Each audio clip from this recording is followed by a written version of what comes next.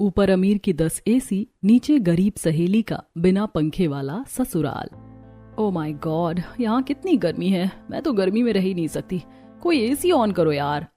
AC नहीं on होगा। Principal ने एसी ऑन करने के लिए मना किया है। नहीं नहीं नहीं, एसी तो ऑन करना पड़ेगा। विदाउट एसी मैं नहीं रह सकती। देखो, इतनी भी तेज गर्मी नहीं हो रही है कि तुम्हें एसी चलाना पड़े। आराम से सब लोग क्लासरूम में बैठे हैं। कौन सी धूप में बैठे हैं? वो चाहे कुछ भी हो, मुझे गर्मी लग रही है, मुझे एसी की आदत है। मैं हमेशा एसी में पली बड़ी हूँ। मेरे घर में हर जगह एसी है। मेरी गाड़ी में भी एसी है। मुझे क्लासरूम में भी एसी चाहिए। इतना कहकर श्रुति बेंच से उठती है, एसी चालू करती है और वापस आकर नियति के बगल में बैठ जाती है। क्या हुआ? ऐसे क्या देख रही है? आराम से एसी की हवा खा। अरे पागल, तूने एसी क्यों चालू किया? सर ने सच में मना किया है। सर क्या कहेंगे? जब सर को पता चलेगा कि मैंने एसी चालू किया है तो कुछ नहीं कहेंगे। आखिर इतनी अमीर हूँ, कुछ तो फायदा होना चाहिए। तू आराम से एसी की हवा खा। तूने तो कभी एसी की हवा खाई नहीं होगी। नहीं बहन, मैंने सच में कभी एसी की हवा नहीं खाई। तो अभी क्लासरूम की एसी की हवा खा। वैसे ये एसी उतना स्ट्रॉन्ग नहीं है जितना मेरे घर का एसी है। कभी मेरे घर चलना, तुझे अपना एसी दिखाऊंगी। ऐसा लगेगा जैसे कश्मीर पहुंच गई। इतना कहकर श्रुति और नियति पढ़ाई करने लगती है और दिन खत्म हो जाता है। श्रुति अपने बड़े घर में पहुंचती है। आ गई मेरी बेटी। बता, तेरा कॉलेज का दिन कैसा गया? मैं तो परेशान हो गई हूँ मम्मी। इतनी तेज गर्मी थी क्लासरूम में, मुझे एसी चालू करने के लिए झगड़ा करना पड़ा। एसी चालू करने के लिए मेरी बेटी को झगड़ा करना पड़ा? कौन सा प्रोफेसर था, बताओ जरा। मैं अभी प्रिंसिपल से बात करता हूँ। चुप करिए जी, आप तो हमेशा गुस्से में रहते हैं। अरे मेरी बेटी उस क्लासरूम में पढ़ती है। मैं पूरी क्लासरूम में एसी लगवा सकता हूँ। एक नहीं, दो नहीं, 10 के 10 एसी लगवा दूंगा। एक एसी के लिए मेरी बेटी को झगड़ा करना पड़ रहा है। पापा चिल डाउन, कोई दिक्कत नहीं है। मैंने एसी चालू कर ली थी और अब मैं एसी चालू करके ही रहूंगी। मैं बहुत परेशान हूँ। मैं अपने कमरे में जा रही हूँ। इतना कहकर श्रुति अपने कमरे में जाती है। दोनों एसी चालू करती हैं और बेड पर लेट जाती हैं। वहीं दूसरी तरफ श्रुति की गरीब सहेली नियति अपने छोटे से घर में पहुंचती है, जहां कुसुम चूल्हे पर पसीने से तरबतर खाना बना रही होती है। ये भगवान, इतनी तेज गर्मी है। माँ पसीने से तरबतर हो गई हैं, फिर भी चूल्हे के सामने बैठकर खाना बना रही हैं। काश हमारे घर में भी पंखा या एसी होता तो माँ को इतनी तकलीफ नहीं झेलनी पड़ती। इतना कहकर नियति अपनी बैग से कॉपी निकालती है और कुसुम के बगल में बैठकर हवा करने लगती है। अरे नियति बेटा, तुम आ गई? कब आई? बस मैं अभी आई हूँ। अरे बेटी, मुझे हवा करने की कोई जरूरत नहीं है। जा तू आराम कर, अपनी पढ़ाई कर। अरे माँ, आराम भी कर लूंगी, पढ़ाई भी कर लूंगी, पर पहले तुम ये चूल्हे के पास से उठो। एक तो इतनी गर्मी है, ऊपर से हमारे घर में कोई पंखा भी नहीं है। तुम इतनी गर्मी में बैठोगी तो तबीयत खराब हो जाएगी। भगवान ने हमें गरीब बनाया है तो सहन करने की ताकत भी दी है। इतनी सी गर्मी तो हमारा शरीर सहन कर ही सकता है। कोई अमीर होता ना तो बिना एसी के रह ही नहीं पाता। मुझे पता है माँ, मेरी सहेली श्रुति ने भी आज क्लासरूम में एसी के लिए हंगामा कर दिया। इसी तरह कुसुम और नियति बातें करते हुए खाना बनाती हैं और फिर खाना खाने बैठ जाती हैं। माँ जल्दी खाना खा लेते हैं, फिर थोड़ी देर दरवाजे पर बैठेंगे, थोड़ी हवा लगेगी। बेटी माफ करना, तुझे हम कभी खुशी नहीं दे पाए। पहले तेरे बापूजी चले गए, हम सरकारी क्वार्टर से निकलकर इस छोटी सी झोपड़ी में आ गए। तेरे बापूजी की पेंशन आनी थी, वो भी सरकार ने रोक दी। अब इस गरीबी में तू ही एक सहारा है। तेरी स्कॉलरशिप ही एक उम्मीद है जिससे तू पढ़कर कुछ बन सकती है। माँ, मेरी स्कॉलरशिप तो इसी साल खत्म हो जाएगी। बेटी तुझे तो पता ही है, न तेरे पापा की पेंशन है, न हमारे पास इतने पैसे हैं कि तुझे आगे पढ़ा सके। अगर तुझे आगे स्कॉलरशिप मिलती है तभी तेरी पढ़ाई हो पाएगी, वरना तेरी ये गरीब माँ लाचार है। इसी तरह नियति अपनी गरीबी का सामना करते हुए कुछ दिन बिताती है। ऐसी एक दिन श्रुति अपने बड़े से घर से कॉलेज के लिए निकलती है और आकर अपनी गाड़ी के पास खड़ी हो जाती है। अरे ये ड्राइवर कहाँ रह गया? इतनी तेज गर्मी हो रही है, अभी तक ये ड्राइवर आया नहीं। पापा को बोलकर इस ड्राइवर की शिकायत करूंगी। मुझे बुलाकर खुद ही नहीं आया, इतनी देर से बाहर खड़ी हूँ। श्रुति अपने ड्राइवर का इंतजार कर रही होती है कि तभी एक डिलीवरी बॉय उसके पास आता है। मैम, क्या आप मुझे ये एड्रेस बता सकती हैं? जब तक ड्राइवर नहीं आता तब तक थोड़ी मस्ती करते हैं। हाँ हाँ, मुझे पता है ये एड्रेस। आप यहाँ से सीधे जाइए, फिर बाएं जाइएगा, फिर दाहिने जाइएगा, फिर बाएं जाइएगा और फिर गोल चक्कर घूम कर आइए। एड्रेस मिल जाएगा। पक्का ना मैम? हाँ हाँ, अरे भैया मैं इसी गली में रहती हूँ, मुझसे अच्छा इस गली का रास्ता कोई नहीं बता सकता। जाइए जाइए। इतना कहकर डिलीवरी बॉय वहाँ से चला जाता है। तभी ड्राइवर वहाँ आता है। चलिए मैम, चलते हैं। इतनी देर कहाँ लगा दी तुमने? साहब से बात कर रहा था। अच्छा ठीक है। श्रुति गाड़ी में बैठती है। अभी मत चलना, थोड़ा रुकना। ठीक है मैम। कुछ देर बाद डिलीवरी बॉय वापस आ जाता है। मैम आपने जैसा बताया मैंने वैसे ही गया, पर मैं फिर से यहीं आ गया। अरे आप गलत रास्ते से गए होंगे, मैं आपको फिर से बताती हूँ। देखिए यहाँ से ऐसे जाइए, फिर ऐसे जाइएगा, पहुँच जाएंगे। डिलीवरी बॉय दोबारा चला जाता है। थोड़ी देर बाद फिर भटक कर वापस आ जाता है। तभी नियति वहां आती है। मैम आपको सही रास्ता पता है ना, मैं बार बार घूमकर यहीं आ जा रहा हूँ, वो एड्रेस नहीं मिल रहा है।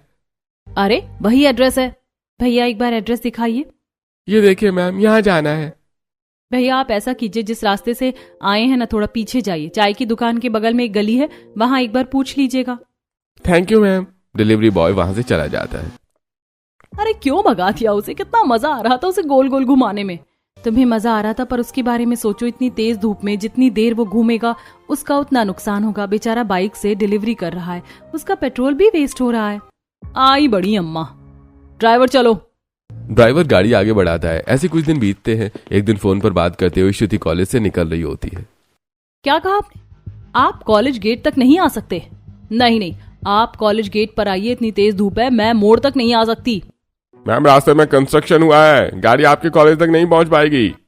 वो सब मुझे नहीं पता, मुझे मेरी गाड़ी कॉलेज गेट पर चाहिए। विदाउट एसी मैं नहीं आ सकती, मुझसे इतनी गर्मी बर्दाश्त नहीं होती। अरे श्रुति, जब ड्राइवर कह रहा है कि रास्ते में कंस्ट्रक्शन हुआ है तो वो कैसे आएगा? तुम खुद ही मोड़ तक क्यों नहीं चली जाती? तुम क्यों मेरे बीच में बोल रही हो? खुद तो जैसे तैसे रहती हो, मैं इस तरह से नहीं रहती। मुझे गर्मी में एसी चाहिए ही होता है। इतनी तेज गर्मी में मैं पैदल मोड़ तक कैसे जाऊंगी? मेरी गाड़ी में एसी लगा है, मैं सीधे गेट से गाड़ी में बैठकर घर जाती। पर तुम्हारी इतनी बड़ी गाड़ी कंस्ट्रक्शन वाली रोड से कैसे आएगी? तुम्हें ही जाना पड़ेगा। अगर उस रोड से नहीं आएगी तो दूसरी रोड से आएगी, पर गाड़ी कॉलेज गेट पर ही आएगी। मैं कहीं नहीं जाऊंगी, मेरी एसी वाली गाड़ी कॉलेज गेट पर ही आएगी। इतना कहकर श्रुति अपने पापा को फोन करती है। हाँ बेटी बोलो, क्या हुआ? पापा, ड्राइवर ने पता नहीं किस रूट पर गाड़ी फंसा दी और कह रहा है कि मैं मोड़ तक आ जाऊं। गाड़ी आगे नहीं आएगी, मुझे गाड़ी अपने कॉलेज गेट पर ही चाहिए। कोई बात नहीं बेटी, उस ड्राइवर को छोड़ो, मैं तुम्हारे लिए दूसरी एसी वाली गाड़ी कॉलेज गेट पर भिजवाता हूँ। श्रुति फोन रख देती है और थोड़ी देर में एक चमचमाती बड़ी एसी वाली गाड़ी कॉलेज गेट के बाहर आकर खड़ी हो जाती है। सभी लोग गाड़ी को देखने लगते हैं। मैं तुम जैसी गरीब नहीं हूँ, मेरे एक कॉल पर पूरे कॉलेज में एसी लग सकता है। ये एसी वाली गाड़ी कौन सी बड़ी बात है? तू ना मेरे घर चल, वहां दिखाऊंगी कि मैं गर्मी में कैसे एसी में रहती हूँ। इतना कहकर श्रुति नियति को लेकर अपनी एसी वाली गाड़ी में बैठती है और अपने आलीशान घर के अपने बड़े से कमरे में पहुंचती है। इतना बड़ा कमरा, इतना बड़ा तो मेरा घर नहीं है। वो देख, दो एसी, दो एसी। एक एसी में ही तो रूम ठंडा हो जाएगा, तो दो एसी क्यों? तेरे लिए होता होगा रूम ठंडा, मुझे पूरा रूम चिल्ड चाहिए होता है, इसीलिए दो एसी। और अगर कभी एक एसी खराब भी हो जाए तो कोई टेंशन नहीं, मैं एक सेकंड भी गर्मी में नहीं रहती। तुम जैसी गरीब पसीने से तरबतर ठंडे मौसम का इंतजार करती होगी। हम अमीर लोग हैं, गर्मी में एसी, ठंडी में हीटर, कोई प्रॉब्लम नहीं। इतना कहकर श्रुति कमरे के दोनों एसी चालू कर देती है। हाँ, ऐसा लग रहा है जैसे गर्मी का नामो निशान मिट गया हो। कितना अच्छा लग रहा है। खा ले अच्छे से एसी की हवा खा ले। तुम गरीबों को तो 2 वक्त की रोटी भी नहीं मिलती होगी, एसी की हवा कहाँ मिलेगी? ऐसा मत बोल, एसी की हवा तो नहीं, पर भगवान की कृपा से 2 वक्त की रोटी मिल जाती है। स्कॉलरशिप के पैसों से इतने बड़े कॉलेज में पढ़ रही है, इसका मतलब ये नहीं कि तू मुझे जवाब दे। चुपचाप एसी की हवा खा और निकल जा यहाँ से। ठीक है। इतना कहकर नियति श्रुति के घर से निकलती है और अपने घर पहुंचती है और घर में लड़के वाले जमीन पर बैठे होते हैं। आ गई बेटी, ये देख, तुझे देखने लड़के वाले आए हैं। माँ, लड़के वाले अचानक से? देख बेटी, शादी के लिए मना मत करना।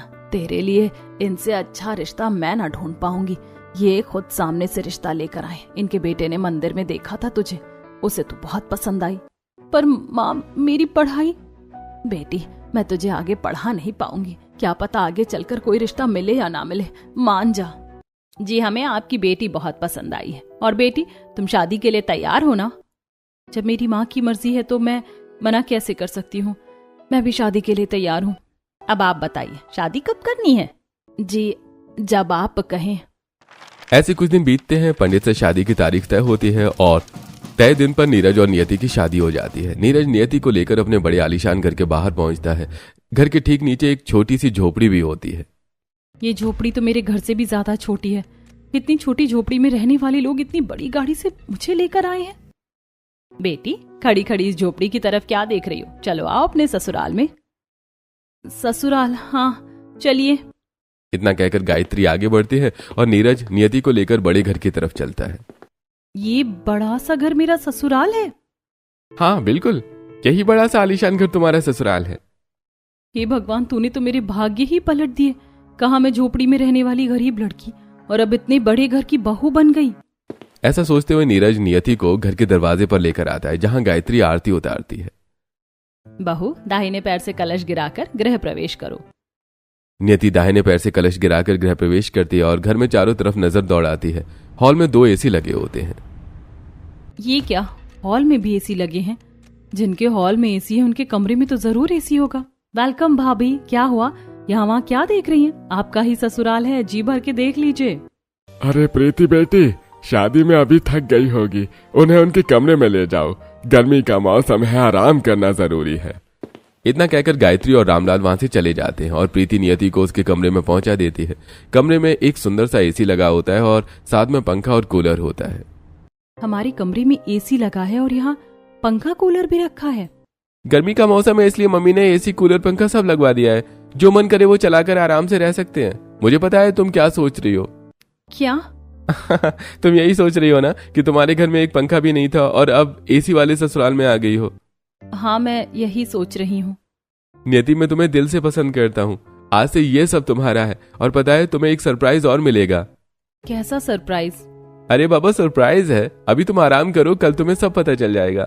इतना कहकर नीरज और नियति सो जाते हैं। रात बीतती है और अगले दिन नियति तैयार होकर हॉल में आती है। आ गई भाभी आप? कैसा लगा आपको आपका कमरा? मेरे मायके में तो एक पंखा तक नहीं था और यहाँ मेरे कमरे में इतना अच्छा एसी लगा हुआ है। वो सब छोड़िए भाभी, आपको ये तो पता है ना कि आज आपकी पहली रसोई है। क्या बनाएंगी? आप लोग बताइए, आपको क्या खाना है?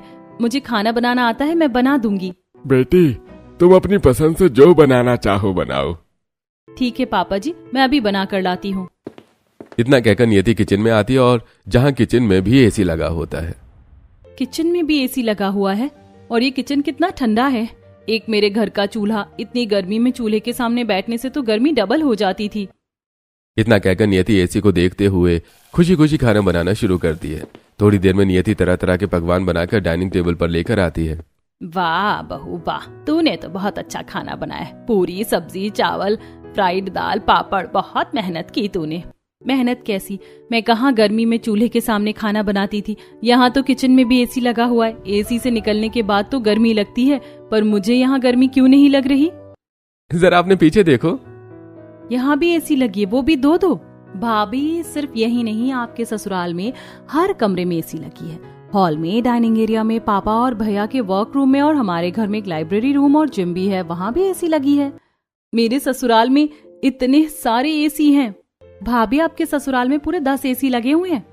क्या 10 एसी? मतलब मेरा 10 एसी वाला ससुराल है। अपने 10 एसी वाले ससुराल में नियति खुशी खुशी दिन बिताना शुरू करती है। ऐसे कुछ दिन बीतते हैं। एक दिन नियति अपने एसी वाली लाइब्रेरी में बैठकर पढ़ाई कर रही होती है। एक समय था जब मैं किताबों से पढ़ने से ज्यादा हवा करती थी। आज इतनी बड़ी लाइब्रेरी में एसी चलाकर पढ़ रही हूँ। काश ये सब मुझे पहले मिला होता। तभी नीरज वहां आता है। नियति, तुम क्या कर रही हो? अब छोड़ो पढ़ाई, चलो मेरे साथ। पर कहाँ? अरे चलो तो सही। नीरज नियति को लेकर अपनी चमचमाती गाड़ी में बैठता है, एसी चालू करता है और एक बड़ी साड़ी की दुकान पहुंचते हैं। पीछे दूसरी गाड़ी में गायत्री और प्रीति भी पहुंचती हैं। हम यहाँ क्यों आए हैं? शॉपिंग करने भाभी, और किस लिए? भैया, हमारी नई बहू के लिए हर स्टाइल की साड़ी दिखाइए। जी मैम, ये देखिए बनारसी साड़ी, ये कांजीवरम साड़ी, ये जॉर्जेट साड़ी और ये शिफॉन साड़ी। ये साड़ियाँ तो बहुत डिजाइनर हैं, बहुत महंगी होंगी। बहू, तेरा ससुराल 10 एसी वाला ससुराल है। जिस घर में 10 एसी लगी हो, वो घर क्या अपनी बहू को डिजाइनर साड़ी नहीं दिला सकता? भैया, आप ये सारी साड़ियाँ पैक कर दीजिए। अरे वाह, मेरे ससुराल वाले मुझे बहुत पसंद करते। इतनी महंगी साड़ियाँ 1 मिनट में पैक करवा दी। साड़ियों की शॉपिंग के बाद नीरज नियति को ज्वेलरी की दुकान पर लेकर जाता है। अब हम यहाँ क्यों आए हैं? हमारे घर में सबके पास उनके पसंद के गहने हैं। मैं चाहता हूँ मेरी पत्नी के पास भी हर तरह के गहने हो। तुम्हें जो पसंद आए सब ले लो।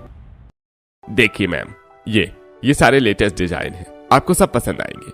इसी तरह नीरज नियति को महंगे गहने दिलाता है और फिर मॉल से बैग, सैंडल, परफ्यूम और मेकअप का सामान भी दिलाता है। फिर दोनों घर लौट आते हैं। ऐसे ही एक दिन नियति महंगी साड़ी और गहने पहनकर आईने के सामने खड़ी होती है। मैं हूँ 10 एसी वाले ससुराल की बहू। अब मैं गरीब नहीं रही। धीरे धीरे नियति अपनी पुरानी जिंदगी भूलकर अपने 10 एसी वाले ससुराल में रहने लगती है। इसी तरह 1 साल बीत जाता है। एक दिन नियति अपने ससुराल वालों के साथ डाइनिंग टेबल पर खाना खा रही होती है। अरे गायत्री, हमारे नीचे वाले कॉटेज में एक गरीब फैमिली रहने आई है। अगर उन्हें कुछ जरूरत हो तो उनका ध्यान रखना। पिताजी, वो कॉटेज हमारा है ना? आपने उन्हें क्यों दिया? बेटी, वो कॉटेज खाली पड़ा था। पहले हमने नौकर के लिए बनवाया था, अब खाली था तो मैंने उन्हें दे दिया। सभी खाना खाते हैं और अपने कमरे में सोने चले जाते हैं। अगले दिन नियति किचन में घर की नौकरानी के पास आती है। कस्तूरबा ताई, खाना बन गया? अरे बहू, खाना कैसे बनाऊं, सब्जियां ही नहीं है। बहू नहीं, मालकिन कहा करो। और अगर सब्जियां नहीं है तो पहले बताना चाहिए था। इतनी गर्मी में मैं सब्जी लेने नहीं जाऊंगी। क्या करूं? अरे हाँ, नीचे जो लोग आए हैं उन्हीं से मंगवा लेती हूँ।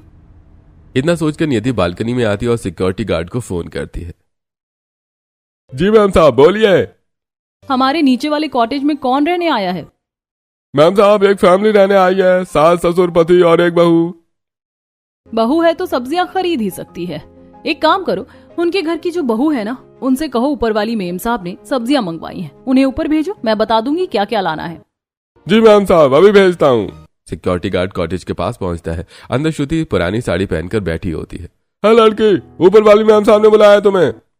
जुबान संभाल कर बात करो। ए लड़की क्या होता है? नाम है मेरा। अरे हाँ हाँ ठीक है, उनके घर में तुम लोग रह रहे हो, वो बड़ी मैम साहब हैं, वो ऐसे ही बात करती हैं, जाओ मिल लो उनसे। श्रुति चुप रहती है। ऊपर वाली मेम साहब हैं, जा मिल ले बहू, बड़े लोग हैं, कहीं बुरा ना मान जाए। बड़े लोग हैं तो क्या हुआ? एक समय में मैं भी ऐसे ही बड़े घर में रहती थी। श्रुति कॉटेज से बाहर आती है। कहाँ है तुम्हारी मेम साहब?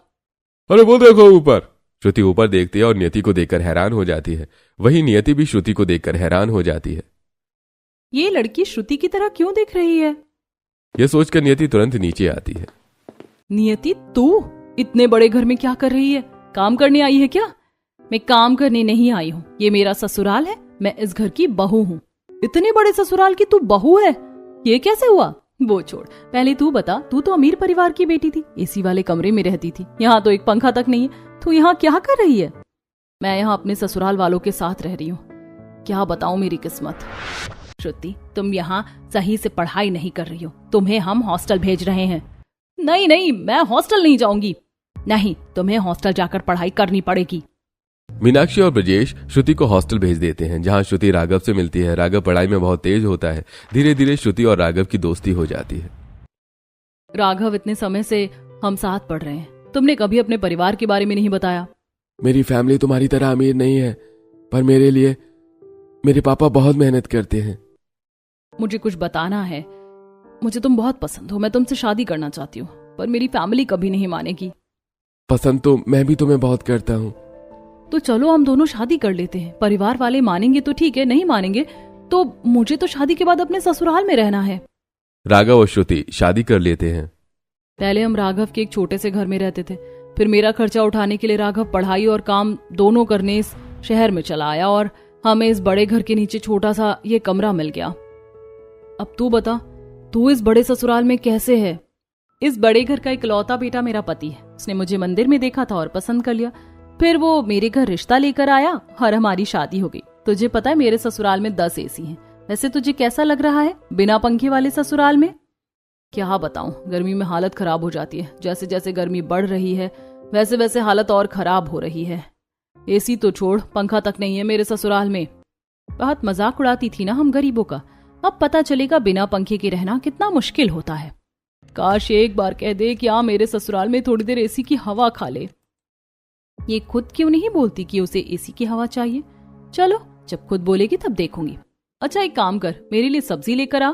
मैं तेरे लिए सब्जियां लेने जाऊं? मेरे 10 एसी वाले ससुराल के नीचे फ्री में रह रही हो, सब्जी नहीं ला सकती?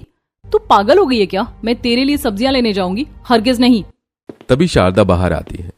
अरे मालकिन, आप गुस्सा क्यों होती हैं? लाइए, मैं आपकी सब्जियां ला देती हूँ। बताइए क्या लाना है? मम्मी जी, आपको इसके लिए सब्जी लाने की कोई जरूरत नहीं है। ये तो हमसे भी ज्यादा गरीबी में रहती थी। चुप हो जाओ। ये लो पैसे, बाजार जाकर हरी सब्जी और थोड़े आलू ले आना। पैसे लेकर शारदा बाजार की तरफ चली जाती है और नियति अपने 10 एसी वाले ससुराल में वापस चली जाती है। ऐसे कुछ दिन बीतते हैं। एक दिन श्रुति अपने ससुराल में गर्मी से परेशान पसीने से लथपथ बैठी होती है। कितनी गर्मी हो रही है, एक एसी क्यों नहीं खरीद लेते हम लोग? बिना एसी के मैं नहीं रह पाऊंगी। श्रुति, अगर मैं एसी खरीद सकता तो मैं ऐसे ससुराल में थोड़े ना रखता। एसी नहीं तो एक पंखा तो खरीद ही सकते हो। बिना पंखे वाले ससुराल में मैं कैसे रहूंगी, तुम ही बताओ। बहू हमें माफ कर दे, तुझे बिना पंखे वाले ससुराल में रहना पड़ रहा है, पर क्या करें, तेरे ससुर जी की तबीयत खराब है, इस गर्मी में हमारा गुजारा भी मुश्किल है। जब मुझे रख नहीं सकते थे तो शादी क्यों की? श्रुति, ऐसा क्यों कह रही हो? मैंने पहले ही बताया था कि मैं तुम्हारी तरह अमीर नहीं हूँ। ये क्यों नहीं बताया कि इतने गरीब हो कि एक पंखा तक नहीं होगा तुम्हारे घर में? देखो, इस तरह लड़ाई मत करो। मैं पढ़ाई भी कर रहा हूँ और काम भी करता हूँ। धीरे धीरे पैसे जोड़कर तुम्हारे लिए पंखा जरूर खरीदूंगा। जो करना है करो, मुझसे तो ये गर्मी बर्दाश्त नहीं होती। इसी तरह कुछ दिन बीतते हैं। श्रुति आए दिन पंखे के लिए राघव से झगड़ा करती है। ऐसे ही एक दिन शारदा घर के चूल्हे के सामने बैठकर फूंक मार रही होती है। ये क्या कर रही हैं आप? इस चूल्हे से कितना धुआं निकल रहा है, बंद कीजिए इसे। बहू खाना बना रही हूँ, थोड़ी रोटी बना लेंगे, आम के अचार के साथ खा लेंगे। इतना कहते ही शारदा जोर से खांसने लगती है। तभी श्रुति पानी लाकर देती है। इस चूल्हे में खाना बनाना कितना मुश्किल है। आप खांसने लगी, आपकी आंखें भी लाल हो गई। क्या करूं बहू, उम्र हो गई है, अब ये धुआं बर्दाश्त नहीं होता। चाहे जैसा भी है, ये मेरा ही ससुराल है, इन्हें ऐसे परेशान नहीं होने दे सकती। अब हटिए चूल्हे के पास से, मुझे बताइए कैसे जलाते हैं, मैं बनाऊंगी। नहीं बहू, तुझे आदत नहीं है, तुझे तकलीफ होगी। आदत नहीं है पर अब आदत डालनी पड़ेगी। मेरा ससुराल है, मुझे सीखना पड़ेगा। शारदा चूल्हे से हटती है और श्रुति बैठकर फूंक मारने लगती है। थोड़ी देर में चूल्हा जल उठता है। अरे वाह, मैंने चूल्हा जला लिया। मुझे तो पता ही नहीं था कि मैं ये भी कर सकती हूँ। बस अब तवा रखो, जैसे गैस पर रोटी बनती है वैसे ही इस पर बनाओ। रोटियां बेलनी है? मुझे गोल रोटी तो नहीं बनेगी, पर कोशिश करती हूँ। श्रुति गर्मी में चूल्हे के सामने बैठकर टेढ़ी मेढ़ी रोटियां बेलकर सेकने लगती है। अरे ये क्या हुआ, सारी रोटियां जला दोगी तो हम खाएंगे क्या? इतनी गर्मी हो रही है, न रोटियां बेल पा रही हूँ न चूल्हे पर बना पा रही हूँ। कम से कम एक पंखा होता तो आराम से बना लेती। ठहर जा बहू, मैं कुछ करती हूँ। शारदा अखबार लेकर आती है और श्रुति को हवा करने लगती है। हाँ, थोड़ी राहत मिल रही है, पर आप हवा मत करिए, ये मुझे दीजिए, मैं खुद हवा कर लूंगी। इतना कहकर श्रुति चूल्हे पर रोटी बनाकर सास ससुर को परोसती है और खुद अखबार से हवा करने लगती है। इसी तरह श्रुति धीरे धीरे अपने गरीब ससुराल वालों के साथ घुलने मिलने लगती है। वहीं दूसरी तरफ राघव एक फैक्ट्री में पसीने से लथपथ काम कर रहा होता है। अरे तुम इतने पसीने से लथपथ यहाँ काम क्यों कर रहे हो? अभी तो ब्रेक टाइम है, आराम कर लो। सर, अगर मैं आराम करूंगा तो कम यूनिट प्रोड्यूस कर पाऊंगा, इसलिए मैं ब्रेक में भी काम कर रहा हूँ ताकि ज्यादा यूनिट प्रोड्यूस कर सकूं।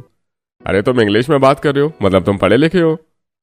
जी सर, मैं पढ़ा लिखा हूँ, पर अभी भी पढ़ाई कर रहा हूँ। पढ़ाई भी कर रहे हो और काम भी कर रहे हो, ऐसी क्या मजबूरी है? सर, मैंने लव मैरिज की है, शादी जल्दी हो गई। अब अपनी बीवी को खुश रखने के लिए मेहनत कर रहा हूँ। मैं उसे एक पंखा गिफ्ट करना चाहता हूँ। अरे पढ़ाई कब करते हो? सर, मैं रात में पढ़ाई करता हूँ। बड़े मेहनती हो बाबू, मैं सर से बात करूंगा और तुम्हें इस फैक्ट्री में अच्छे कोई काम दिलवाने की कोशिश करूंगा। राघव पूरा दिन फैक्ट्री में काम करता है और राघव रात में घर जाकर मेहनत से पढ़ाई करता है। इसी तरह दिन बीतते हैं और फिर एक दिन, ये लो राघव, तुम्हारी इस महीने की सैलरी। थैंक यू सर, आपने मुझे काम दिया। अरे मेहनत करते रहो, आगे बढ़ोगे। इतना कहकर राघव पैसे लेकर एक पंखे की दुकान पर जाता है और एक अच्छा सा पंखा खरीद कर घर लेकर आता है। ये तुम्हारे हाथ में क्या है? तुम कह रही थी ना कि तुम्हें पंखा चाहिए, ये देखो मैं तुम्हारे लिए पंखा लेकर आया हूँ। पंखा? Thank you so much. पंखा तो ले आए हो, पर इसे लगाओगे कहाँ? इस छोटे से घर में तो कोई इलेक्ट्रिसिटी पॉइंट भी नहीं है। ये क्या? अरे हाँ, ये तो मैं भूल ही गई कि हमारे पास यहाँ कोई इलेक्ट्रिसिटी पॉइंट ही नहीं है।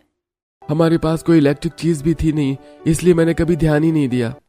अरे घबराते क्यों हो? ऊपर तुम्हारी सहेली का इतना बड़ा 10 एसी वाला ससुराल है, वहाँ तो बहुत सारे इलेक्ट्रिसिटी पॉइंट होंगे, वहीं से तार खींच कर पंखा लगा लेंगे। हाँ, ये सही है, मैं जाकर उस बड़े घर के मालिक से बात करता हूँ। इतना कहकर राघव रामलाल के पास पहुंचता है। अंकल, मैं एक पंखा लेकर आया हूँ, उसके लिए मुझे थोड़ी इलेक्ट्रिसिटी चाहिए। हाँ बेटा, बिल्कुल, ये रहा हमारा इलेक्ट्रिसिटी पॉइंट। यहाँ से तार खींचकर अपने घर में पंखा लगा लो, वैसे भी बहुत गर्मी है। राघव इलेक्ट्रिसिटी पॉइंट से तार खींचकर अपने घर में टेबल फैन लगा लेता है। श्रुति पंखे के सामने बैठकर हवा खा रही होती है। हाँ, इतने दिन बाद ठंडक महसूस हुई है। ये पंखा भी आज मुझे एसी से ज्यादा ठंडक दे रहा है। खुश हो ना? हाँ, बहुत खुश हूँ। कब तक बिना पंखे वाले ससुराल में रहती, अब एक पंखा तो आया। तुम फिक्र मत करो, मैंने एग्जाम दिया है, रिजल्ट आते ही अगर नौकरी लग गई तो मैं तुम्हें तुम्हारी एसी वाली जिंदगी वापस दिलाऊंगा।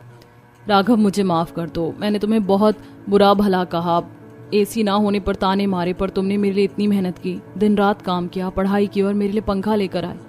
अब तुम एसी लाओ या ना लाओ, मैं इस पंखे में ही खुश हूँ। इसी तरह दिन बीतता है। एक दिन नियति अपनी बालकनी से नीचे देखती है। ये क्या, आज ये बाहर नहीं बैठी है और ये तार इसके घर में क्या कर रहा है? ये तार मेरे 10 एसी वाले ससुराल से इसके घर में क्यों गया है?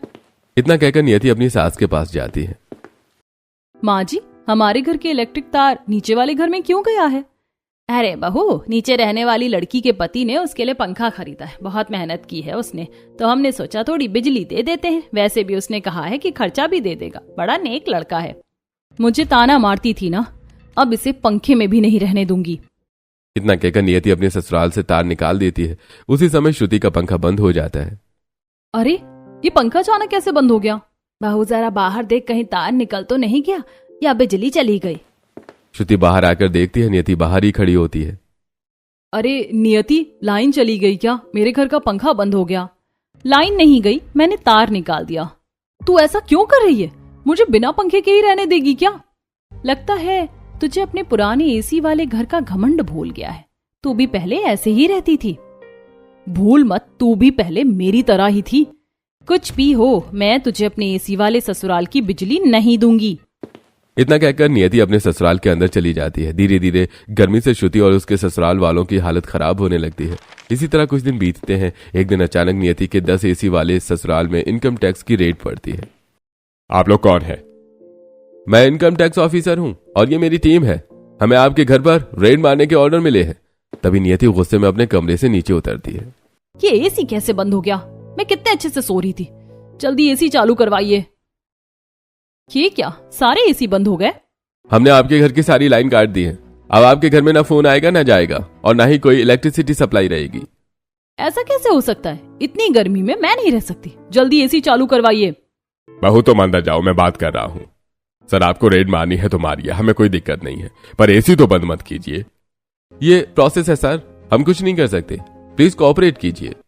अच्छा ठीक है, आप अपनी चेकिंग शुरू कीजिए। कितना समय लगेगा? आपको बताइए, आपकी प्रॉपर्टी कितनी बड़ी है? हमने सुना है आपने 10 एसी लगवाए हैं, कम से कम 1 हफ्ता लगेगा।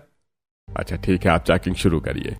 रघुवीर अपनी टीम के साथ घर की तलाशी शुरू करता है। वहीं नियति अपने कमरे में गर्मी से परेशान बैठी होती है। नीरज, तुम कुछ करते क्यों नहीं? मुझे ये गर्मी बर्दाश्त नहीं हो रही। नियति परेशान मत हो, बस कुछ दिनों की बात है। कुछ दिनों मतलब क्या? उन्होंने कहा है 1 हफ्ता लगेगा। 1 हफ्ता? तुम पागल हो गए हो क्या? मुझे अभी एसी चाहिए। मेरे कमरे का एसी चालू करवाओ। तुम्हारी माँ बाप को रहना है तो रहें गर्मी में। नियति तुम पागल हो गई हो क्या? इनकम टैक्स वालों ने हमें घर में बंद कर दिया है, फोन अकाउंट सब बंद है, और तुम कह रही हो कि मेरे माँ बाप को गर्मी में रहने दो। हाँ, क्या गलत कह रही हूँ? इतनी गर्मी में मैं बिना एसी के कैसे रहूं? तो तुम ऐसा करो, अपने मायके चली जाओ। वहां तो एक पंखा तक नहीं था। मैंने तुम्हें इतने बड़े ससुराल में रखा और आज तक जब तुम मुसीबत में हो तो तुम बदल गई हो। तुम अभी इस घर से निकल जाओ। नीरज नियति को मायके भेज देता है। वहीं दूसरी तरफ राघव की नौकरी लग जाती है और सरकार की तरफ से राघव को एक सुंदर एसी वाला घर मिल जाता है। 2 दिन बीतते हैं। नियति अपने मायके बैठी होती है। बेटी, तुझे क्या जरूरत थी पति से झगड़ा करके वापस आने की? अब इस गर्मी में रह। मुझे क्या पता था कि वो मुझे घर से निकाल देगा। तभी श्रुति वहां आती है। नमस्ते आंटी। बेटी, कौन हो तुम? मैं नियति की सहेली हूँ। आप दोनों मेरे साथ चलिए। पर बेटी कहाँ? आंटी बस मेरे साथ चलिए। नियति चल। श्रुति नियति और कुसुम को अपने ससुराल लेकर जाती है। तू अब यहाँ रहने लगी है? हाँ, और जब तक तेरे ससुराल की चेकिंग चल रही है तू यहाँ आराम से रह। यहाँ एसी भी है। ये तू कह रही है? मैंने तुझे पंखे में नहीं रहने दिया और तू मुझे अपने एसी वाले घर में रख रही है, क्योंकि मुझे पता है गर्मी में बिना पंखे या एसी के रहना कितना मुश्किल होता है। मुझे माफ कर दे, मैंने तुझे बहुत परेशान किया। नियति को अपनी गलती का एहसास होता है और दोनों सहेलियां साथ रहने लगती हैं। कुछ समय बाद इनकम टैक्स की रेट पूरी हो जाती है। नियति अपने 10 एसी वाले ससुराल में रहने लगती है। वहीं श्रुति राघव के साथ अपने ससुराल में खुशी खुशी रहने लगती है और इस तरह दोनों सहेलियां गरीबी और अमीरी के बीच का फर्क समझ जाती हैं।